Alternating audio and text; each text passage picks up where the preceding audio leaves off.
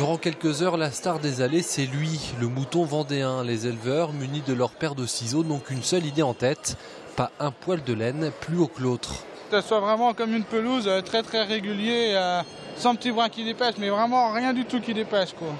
Dans quelques minutes, chaque bête sera regardée de très près par le jury.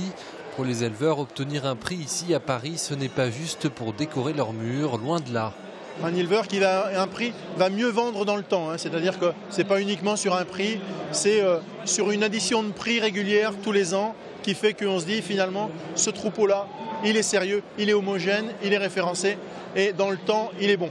Dernier peaufinage avant de tenter d'accéder au ring. Le concours peut enfin débuter. Les éleveurs, eux, un peu stressés, savent que le jury ne laissera rien passer. Il y a toujours le stress que les animaux fassent rien du tout. Tout de suite, je repère quelques animaux qui correspondent aux standards que je me suis fixé. D'autres qui ne correspondent pas.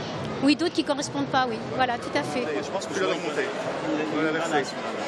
Pendant de longues minutes, nos moutons vont être observés sous toutes les coutures. Chaque éleveur doit rester en dehors du ring.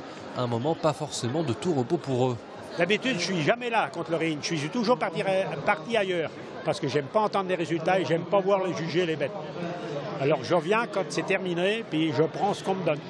Justement, les résultats de la catégorie jeune bélier viennent de tomber. Pour ce jeune éleveur, pas de podium cette année. Mais peu importe, être présent dans le ring, c'est déjà beaucoup.